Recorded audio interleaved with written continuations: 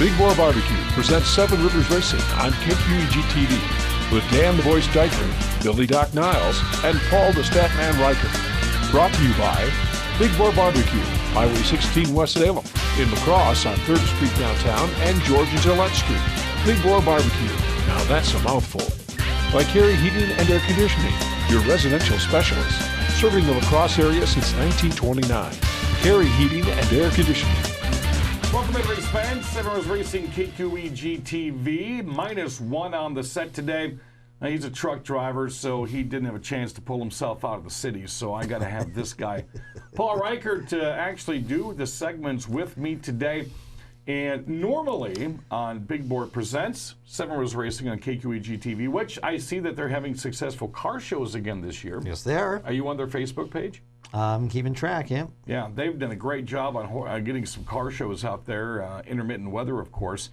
And, well, 2 rainouts last week.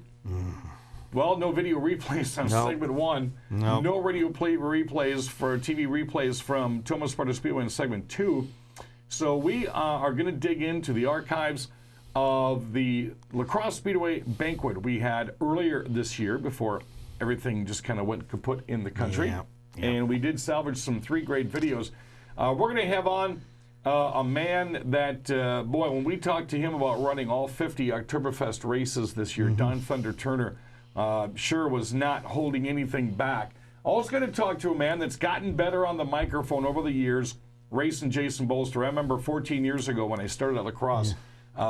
He and the Moors, it's like pulling teeth to get those guys to respond to questions, but they've gotten better. And we're going to talk to racing Jason Bolster. And we've got one more, and I just totally biffed who my third one was. Rob Stansfield. Rob Stanfield. Yeah. We're going to talk about his many, many championships he has, coming off of the van championship last year. Not running a van this year, but he's got a nice-looking six-cylinder. Yes, he does. Yes, he does. Got a nice-looking four-cylinder. Absolutely. I almost said 4-6-cylinder. That would have been a 10-cylinder class. And probably Jason Stark or Brad Wortham probably would have came up with some kind of a 4-6-cylinder vehicle. And it was also released last week, Larry Bolster, that silver number 11 Sportsman he has. It's been parked for quite a while. He's going to bring it out in August. Crosse Speedway. And there's a couple of drivers he's going to let shake that car down. Me being one of them. Really? I'm going to be in Bang's number 11 Sportsman, shaking it down here in August, so I'm kind of looking forward to doing that. Thank the sponsors of the program. It is warming up outside. Carey Heating and Air Conditioning. I've seen their vehicles all over the immediate La Crosse area as it is starting to warm up. People have had to kick on the ACs, but we've had some chilly nights, and they have gone back to the heater. So you want to make sure to give them a call. Of course, Big Bore BBQ, J&O Collectibles, Jamie Hurd, and Peter Niekirk with North Star Customs. We're going to be giving some of their stuff away here pretty soon. How about the new shirt? Oh, yes. We got KQEG TV. How about that? Yes. Fansarena.com. Thank you, Al. I designed new shirts this year. They have our WBOG logo on them. Of course, that's the radio station that we represent. And we greatly appreciate Al Losi for turning these out. These are awfully nice, very nice. Awfully nice. Even got some for Michelle. She does the voicers on our radio show. Paul's looking pretty dapper today. Yeah. So it was kind of interesting to find out Jay Buckley Baseball Tours number 7 of Don Thunder Turner. Jay Buckley was in attendance. They even made shirts at Oktoberfest to help celebrate his 50th running of the Oktoberfest race weekend. And we had a chance to pull him aside before the huge dinner at the Crosse Speedway banquet earlier this year. We've never had this next guest on the TV show. We finally got him on the radio this year, but for the first time, we have Don Thunder Turner. It's about time we got a chance to get you on the show. Well, thank you, Dan. Glad to be here. Tell you what, a lot of hubbub surrounded around you this year. I talked to a lot of people throughout the Midwest. Don Thunder Turner still racing at the Speedway. Matter of fact, you used to have a crew guy that works for a heating and air conditioning outfit here in town that had told me to tell you to say hi several times. He used to work on your car back in the 90s. Is that old rascally guy? He's still putting it down out there at the Speedway, and here you are coming off of the race here. Well, my mother, who lived to be 99 years old, said, "When are you going to grow up, kid, and quit driving in a circle?" Well, I still haven't grown up. I don't think any of us want to grow up when it comes to doing what we love to do. I mean, you just can't physically tell someone to stop doing it because they just love to do it. A lot of hubbub around you this year. The only driver to compete in all 50 Oktoberfest race weekends. You had a lot of family there. You were giving out T-shirts there. Was it everything you dreamed it would be when you strapped in for that 50th Oktoberfest? Well, I don't get excited too much this late in life, but I'll tell you that was fun to be at the Oktoberfest. My number 2 neglected son was the guy behind the T-shirts and stuff, so I have to compliment him and thank him for doing that. But yes, to answer your question, it was fun to be a part of the 50th Oktoberfest. I talked to some drivers when we were doing the introductions for the ARCA Tour race on that Sunday.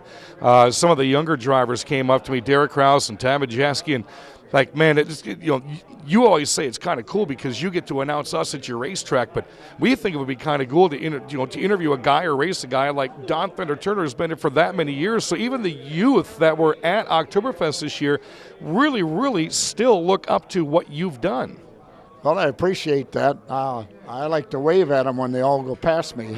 I think I've heard that more than once. It's 50 years later. What, in your mind, give me the top 3 things that have changed. Not motors and transmissions and things like that. But in your mind, because I've asked Tom Reffner this, and I asked Dick Trickle this years ago. In your mind, what would you say over 50 years would be the top 3 things that really changed in your mind? Probably the thing I noticed most, when I first started, most of the drivers built their own car. They tweaked their own car, and they were the guy in the seat of that car. They were true competitors, and I've always said the guy that beats me the most is the guy that built his car and drove his car. And, of course, Trickle, Reffner, Marzevka, those guys are all that way. But while today's technology, an outside guy, what I mean a guy outside of the car, can now predict and see, because of technology, what the car does. Therefore, a driver who basically has no idea about the car, and he knows how to push the pedal and he knows how to handle the car in the corner, he becomes a good driver. But the major change I've seen is the actual driver behind the seat. And one thing I've not enjoyed seeing is the drivers buying the seat. In some of the classes above us, the driver buys a seat where talent doesn't move up as far as does. In the old days, talent went right up and out. Now, it's not doing it. You know, your first answer is reminiscent to when I asked Dick Trickle that on my radio show here years ago. We had Dick and we had Marv and we had Tom at Oktoberfest at the same table.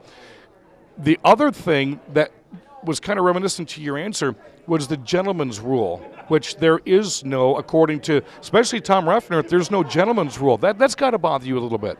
Well, in that day, the gentleman's rule was most of the time the driver owned the car. He knew what he had to fix.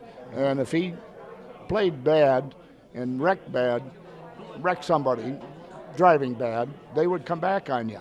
Right. And then you were working in the shop. And those guys raced, and I did too, 5 nights a week. Yeah. You couldn't afford to do it. Now, if some driver's there, he's just in the seat, as outside owner, he's not afraid to stick you, and then he'll have a new car tomorrow. Right. Talking about Don Thunder Turner, so we entered 2020. Last year, Billy and I, and even Paul, had seen you get faster and do some things we hadn't really seen you do in the past when it came to track positioning and what you were doing during races. What happened in 2019? Because you've been doing this for so long. You really looked comfortable in all the years that I've known you. Well, I didn't race Crosse Speedway, Fairground Speedway, only but one time a year for many, many years. Right. And I always have said the toughest feature in the state was Crosse Fairground Speedway. I mean, you guys got Carlson right down the line, Clements, Panitsky, so forth. Any guy there in the top 15 can win the feature. And they're not real willing to give up all their tricks of the trade. And so it took us time to get up to speed. We still are not there. Probably my best run was at Oktoberfest. Right. I had 8 to 10 good laps, but then I finished 18th. Better than I would have ever done. You know, another cool thing is we were just talking with Chuck Deary about this. I had a lot of people throughout the Midwest last year say, Dyker, do you know what kind of a luxury it is for you to announce at the La Crosse Speedway? I'm like, why is that? look at your late model count. Some tracks had 8, 9, maybe 12. Any given night we had 22, upwards of 25, 26. That's got to kind of excite you to see this rejuvenation of late models. Yes, it is. I think the first year I came back to lacrosse, which was just a couple of years ago, we were running 12 and 13. Yeah. It's no fun running a 12 or 13. We can pretty much predict 1 through 13. Yeah. When you got 30 cars out there, you don't know where you're going to finish. How did it feel to run with Jacob Gady this year, who ran about 4 or 5 times lacrosse and ends up the national champion? Well, I saw him in the mirror, and then real quick I saw the taillights. I think that's pretty much a sentiment for everybody that was out there this year every time Jacob Gady showed up. Anybody you want to thank real quick before we get the 2020 season started? Well, I've had a couple of sponsors stay with me for quite a while, and one's right around the track there, Wes Fechner at Fechner Motors. And I have to thank my number 2 neglected son, Jay Buckley Baseball Tours, and J Line Design out of Caledonia, Minnesota. Hungry Peddler Restaurants, been a real good Oktoberfest sponsor for me. Yep. Don Thunder Turner getting ready to compete in his 51st Oktoberfest coming up this year. Hopefully we can get that in. It's been a pleasure to have you on. You're a great guy to know on and off the camera. If you haven't met this guy before, you got to read him. And then talk some baseball. This guy will talk your off when it comes to baseball. That is Frank Thornton, otherwise known as Don Thunder Turner. I actually got one of those shirts too, and it's one of those that I'm going to keep in my drawer because it's a treasured item from the lacrosse. A collector's item, yes. It is. So Don Thunder Turner, nice guy, great individual. I don't see him giving up the ride anytime soon. When we come back, we're going to talk to Hobby Stocks. We've had him on the show several times. He's knocked down a whole bunch of different championships when you talk about the Action Track Quarter Mile, and that will be Sparta, Wisconsin's Jason Bolster when we come back on Big Bore BBQ presents 7 Rivers Racing. You don't have to fly to Kansas City to get great barbecue. Hear that? That's the sound of breakfast. Jerry here, and breakfast is back at Big Bore BBQ. Come join us Monday through Friday, serving breakfast from 5:30 to 11. Pancakes, waffles, biscuits, and gravy. And yes, eggs too, any way you want them. Choose from 3 different hashes made fresh to order. Pulled pork, brisket, or boudin. Yes, sir, breakfast is back at Big Bore BBQ, and it's a mouthful. American Standard Heating and Air Conditioning is built to a higher standard, so you can focus on the problems in your life that really actually matter. Like figuring out which remote turns the TV on, or the smell in the vegetable crisper that in no way can be vegetables, or finding your phone when you leave it on vibrate. Whatever you're worrying about, it won't be this. American Standard Heating and Air Conditioning, built to a higher standard. Welcome back, race fans. 7 Rivers Racing KQEG TV brought to you by Big Bore BBQ. Hopefully we're going to be out there soon enough. Oh, yes. I can't wait to have some Big Bore. With some restaurants that have closed down and do the curb service and things like that, we're just going to kind of wait a little bit and let things subside when you talk about the virus to see when we can get back out there. That's always a great time. We've done it with the car show out. Matter of fact, I think we've done it the past 3 years with the car show out there. I believe so, yes. And then did it with Matt Henderson on the north side a couple of times. That was, Jerry Beyer made a long night one night. We were in the parking lot on the north side. Yeah. He went shopping across the street, and we had a good time once we were done TV taping. Another race car driver that's always had a good time at La Crosse Speedway is Sparta's racing Jason Bolster in the Hobby Stocks. He's taken the Hobby Stock Championship. He's taken the Outlaw Championship. He has taken, my goodness, he took the Novelty Championship. He's done it many times. Yes. Good guy. Oh, yeah, he is. Doesn't bring a lot of cars out, though. It's been the same car since you were in diapers. Yeah, probably. Had a chance to talk to racing Jason Bolster, driver the number 8 ball at our La Crosse Speedway banquet, and here's what he told us. Good friend of mine. He's been on the program, I think, every single year in one way, shape, or form, TV, radio, out at the racetrack. And he's nailed down another championship this year. This was a hard one for him to get this year. And that will be Hobby Stock champion Jason Bolster. How are you, buddy? Good. Yeah, I am. You notice I didn't say Thunderstock this time. I've been paying attention. You got it right. Well, you would know. Did the Hobby Stocks ever run at La Crosse under that name, Hobby Stock? I think so. Back in the day, probably back in the '80s. Okay, so you're the first hobby stock champ in, 20 years. How does that sound? Pretty good. Again, this was not an easy one for you. I think you and I had this conversation your last championship. I want to say it was maybe 2 or 3 years ago, and that was the year you had like 4 or 5 championships under your belt. Does this one feel different? Yeah, this one I worked for it at the end, kind of like a nail biter. It's kind of nervous. Oh, the competition was just fierce this year. I mean, you had disqualifications to start the season off with a couple of drivers. You had a couple of new drivers. You had some drivers that stayed pretty consistent, some that joined the season later on, like Krieger. And this was not a walk in the park for you at all this year. I didn't have the fastest car out there, but just car got the job done, kind of consistent, and no DNFs. It's one of those that there were a lot of times you were in the right place at the right time. Yeah, that worked out pretty good.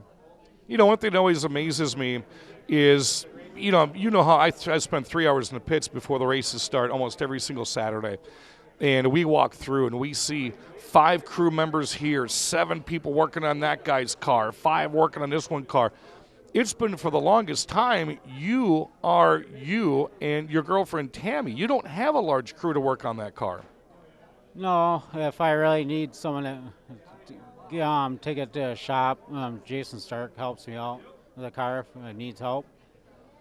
But at the track, I mean, there's a lot that goes on besides just checking tire pressures. You go out and you hot lap, and you practice, and you race, and you've got heat races, and you're bringing it back at the pits. Do you ever find that it's hard to do it by yourself, or would you rather do it by yourself? I kind of think ahead to see what can go wrong with the car, and I just play in my head, and if this happens, I just hurry up and rush to do it. Tammy's my only pit crew member. She helps me out with the lineups and make sure I'm in my if there's change of schedule because of rain outs. So rain starts coming and they start changing the schedule. That kind of puts a hamper on things. You got to be prepared. You know, another thing I think might be a luxury for you. You've had the same car for I don't even know how long. You've got your /outlaw car. And you've got your Thunderstock, and you've had the same car for quite a while, so you should be able to pretty much know what it can and can't do, rather than bringing in a new car that you're going to have to take all apart and figure out what's going on.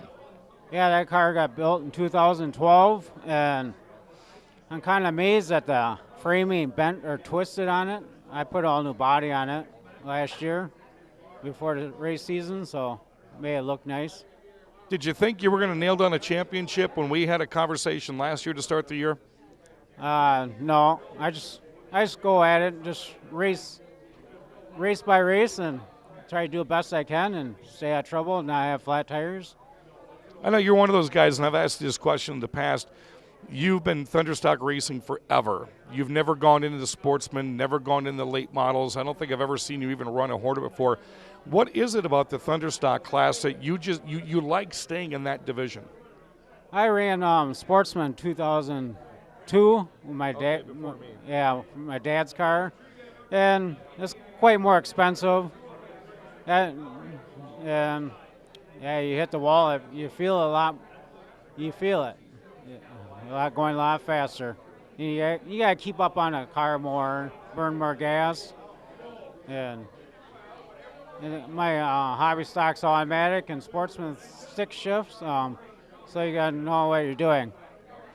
You know, another thing I think is kind of cool that not only are you out there, you've got the same paint scheme, the same number, people automatically recognize you're out there, and they also know that you're not afraid to rub a fender on someone that's rubbed a fender on you. You're not new to the sport. No, try not to make good show up in the fans to see and make close racing. Don't really like to go bashing into anybody. Like they say, rubbing's racing. Another great conversation with a multi-track champion at the Crosse Speedway racing, Jason Bolster. I always wondered what Jason could do if he stumbled into a full-time ride, like maybe into a sportsman or a late model at the Crosse Speedway. As much experience as he has. Yeah. Of course, his dad is Larry Bolster, so there's a lean on. Oh, yeah. Yeah. I'd like to see those two just rub fenders against each other on the big track. When we come back, he's won a van championship. Now the gentleman that's running his van this year is in line to possibly win a championship on the same van with a different color and a number 14 on it. We're going to talk to Rob Stanfield when we come back next on Big Bore Presents Seven Rivers Racing. You don't have to fly to Kansas City to get great barbecue. Hear that? That's the sound of breakfast. Jerry here, and breakfast is back at Big Bore BBQ. Come join us Monday through Friday, serving breakfast from 5:30 to 11. Pancakes, waffles, biscuits, and gravy. And yes, eggs too, any way you want them. Choose from 3 different hashes made fresh to order: pulled pork, brisket, or boudin. Yes, sir, breakfast is back at Big Bore BBQ, and it's a mouthful. American Standard Heating and Air Conditioning is built to a higher standard, so you can focus on the problems in your life that really actually matter. Like figuring out which remote turns the TV on, or the smell in the vegetable crisper that in no way can be vegetables, or finding your phone when you leave it on vibrate. Whatever you're worrying about, it won't be this. American Standard Heating and Air Conditioning, built to a higher standard.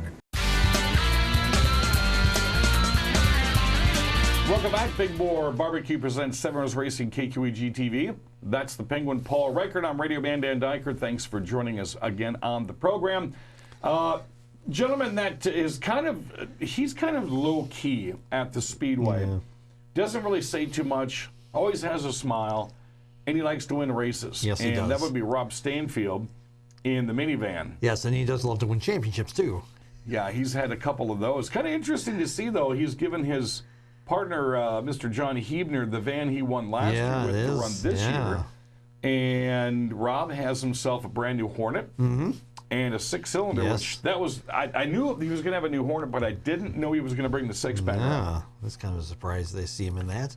Of course, they are the same color, green and black with stripes. I like that. Yep. I thought about doing that with our new TV shirts, courtesy of fansarena.com. But I didn't know how green would look on TV. No. I don't think you would look good in green, Paul. No. I have to get through just wearing red and blue. So, minivan champion. That's a title that if you go to a different racetrack and you say, "Yeah, what have you done in the past?" Well, I won a minivan championship of the Crosse Speedway. You know what? Like, wait, what? You're kidding me, right? You've had a couple of too many Bud Lights. No, they race minivans, and they have had a lot of them this year. And he won the championship last year, and here's what he told us at the banquet. I don't care who you are and what kind of minivan you got. If you go to the track and you see a 77 with ugly flames in the front of it, you better go, oh, man, Rob Stanfield's here. Here's our 2019 track champ. How are you, my friend? Hey, how you doing? Man, tell us about that van. The rules are not to where they're like a late model. It's a minivan. You can't do too much. How do you just go out there and do what you do every weekend? It's all the van. I didn't do nothing to the van. It's all stock. I just played around with the tires until I found the right size, and it just would go from the front to the back every single time.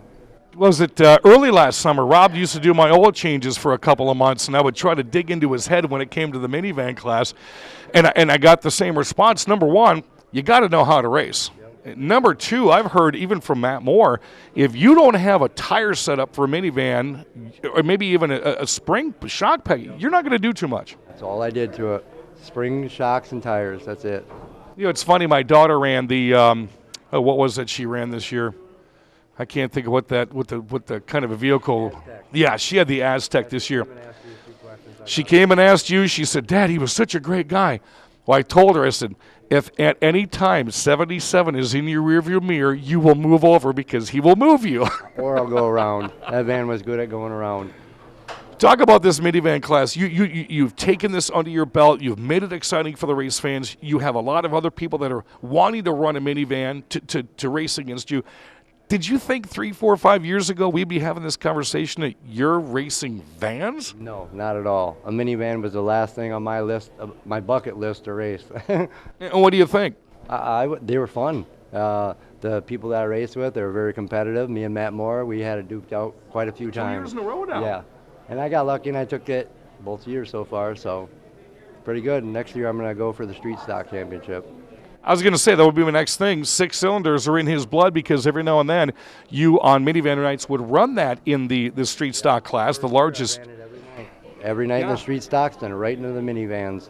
And did pretty good. And it was funny to watch you win a race and have to boogie on down to get into a street stock. That was a lot of work, especially when I'm running Hornets and minivans and then throwing it back in the street stocks. And then helping out the other guys usually help because there's 3 or 4 guys usually help out. And then my teammate, John Hebner, he's actually taken over the van this year. It's going again. Oh, I can't wait to see that 77 back out there again. Street stocks. Number 14 now. Be number 14. Jot that down. Same paint job. I won't let him change it. Well, you got to keep the flames. Yep. That's what I got. Talk about the street stocks. Biggest growing class at the La Crosse Fairgrounds Speedway. You've got so many fantastic teams. You've got brother tandems out there. You've got family tandems out there. I mean, that class to you, if you're going to run a full season, that's something you got to look forward to. Yep. Last year I took second place, or the year prior to it, I took second place in a Buick Century. So I got my fingers crossed that this new Toyota is going to work good. Again, 5 years ago, would you thought we were going to be talking about racing 6 cylinders? No, not at all. But what Chuck has done at the Speedway helps guys like you. You don't have $1,000, $10,000 to run late models. You're in a comfort level running minivans and street stocks. And Hornets. And Hornets. I got my Hornet out there. I try to keep that maintained at top 10. This year I barely made it back to top 10. Had a lot of accidents and a lot of fuel pump issues. Coming back to Toma again this year? I might go up there a few times. But with the new baby and everything, it's hard to get away. Right. Congratulations, by the way. As we wrap up the segment, who did you want to thank for helping you out in 2019? I want to thank my sponsors, Crazy Dave's Auto, my mom and dad, because they do a lot for me, and Marge's on Rose Street. Ooh, I had one of those, what are those funks or unks, whatever, the unks mess. It destroyed me. It destroyed me. No. I'm publicly admitting I couldn't finish a meal. That's Rob Stanfield, your 2019 minivan champ. He's going to go for the street stock champion next year. Mr. Leaps is standing in the back going, he's going to have to do a little bit harder to get past me. There it is, Rob Stanfield, of course, minivan champion last year.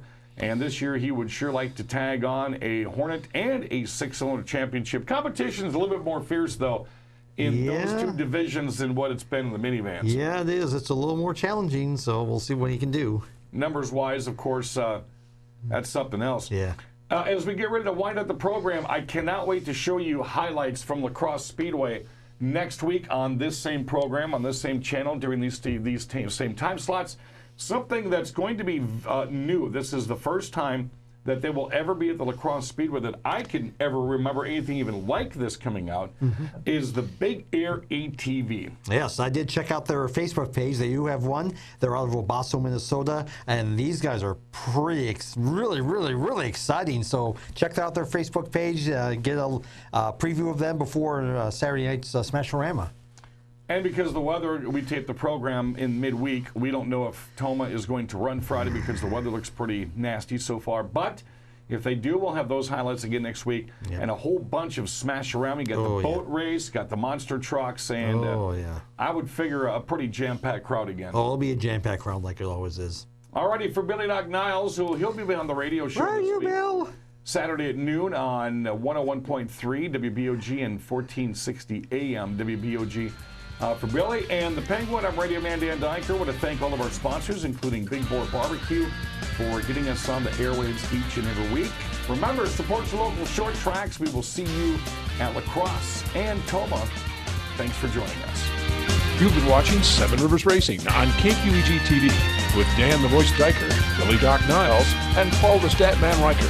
Brought to you by Big Bore BBQ, Highway 16 West Salem, in La Crosse on 3rd Street downtown and George and Gillette Street. Big Bore BBQ, now that's a mouthful.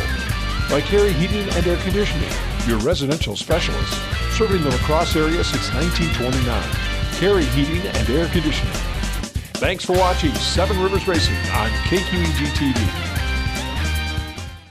You don't have to fly to Kansas City to get great barbecue. Hear that? That's the sound of breakfast. Jerry here, and breakfast is back at Big Bore BBQ. Come join us Monday through Friday, serving breakfast from 5:30 to 11. Pancakes, waffles, biscuits, and gravy.